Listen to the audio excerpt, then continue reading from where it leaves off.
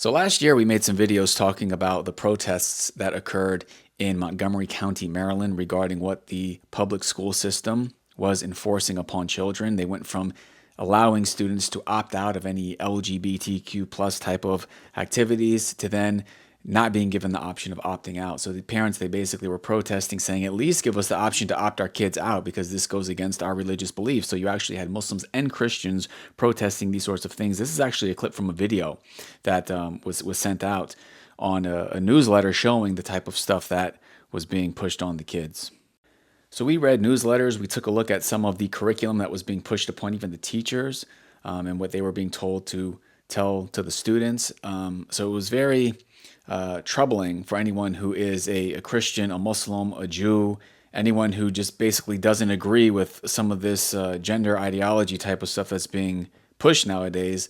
And parents just wanted to opt their kids out. However, yesterday, a federal appeals court ruled against the parents, basically refusing to block the school district's policy that would prevent the parents from opting their children out of the LGBTQ plus inclusive storybooks used in the English language arts curriculum in its elementary schools. The school system in 2022 approved books such as Pride Puppy, which encourages readers to look for terms such as drag queen and king, lip ring and leather, My Rainbow and Uncle Bobby's Wedding to help teach reading to students as young as pre-kindergarten. An associate superintendent said in court papers that the books were not meant to explicitly teach about gender identity and sexual orientation in elementary school, but to be a classroom option for students to discover and for teachers to recommend to some students. Can you believe the audacity of these people? SubhanAllah. In this video, we went through an actual newsletter that the school sent out. I mean, they were literally pushing this ideology on the students shamelessly. So basically, some Christian and Muslim parents, among others, they objected to the books as age inappropriate and infringing on the rights to raise their children. But as we just read in the same article, the courts are not accepting this.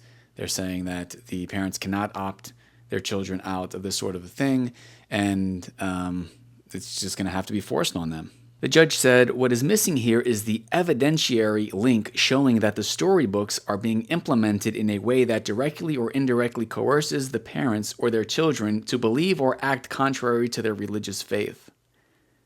It is unbelievable that people have the audacity to say things like this.